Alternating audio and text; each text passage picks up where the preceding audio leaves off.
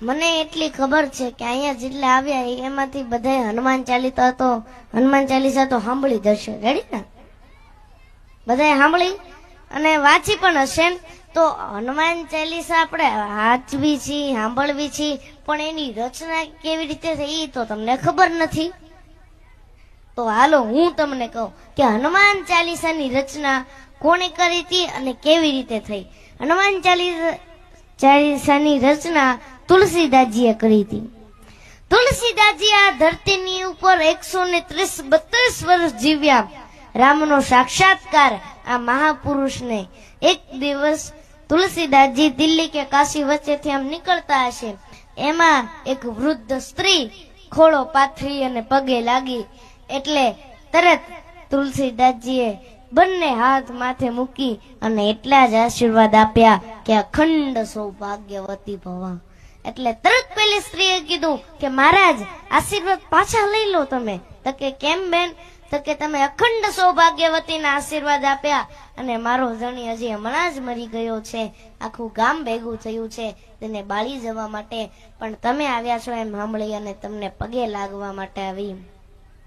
એટલે ત્યારે તુલસીદાસજીએ ખાલી એટલું જ બોલ્યા કે મારા મોઢામાંથી નીકળેલો શબ્દ કોઈ દાડો ખોટો ન પડે, હાલ તારા ઘરે.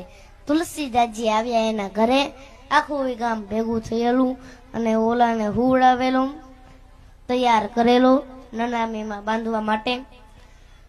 એટલે પછી તુલસીદાસજીએ કીધું કે બધાય ફરતા બેહી અને ધૂન બોલો. એટલે બધાય ફરતા બેહી તુલસીદાસજી એના મસ્તક ઉપર હાથ મૂકી અને રામ નામની ધૂન બોલ્યા. અને જેવું તુલસીદાસજીએ રામ નામનું ભજન કર્યું અને ઓલો માણા મરી ગયો તો એ બગાસું ખાઈને બેઠો થયો અને બધાને જય શ્રી રામ કીધા.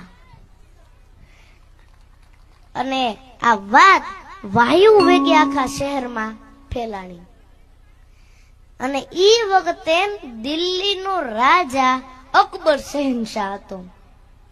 અને ઈ વખતે એના એક મંત્રી ટોડરમલ વિદ્ર મંત્રી હતા અને એમના એક બીજા મંત્રી મુસ્લિમ રહેમલ ખાન કૃષ્ણના ઉપાસક હતા અને બધાય તુલસીદાસજીના સેવકો હતા.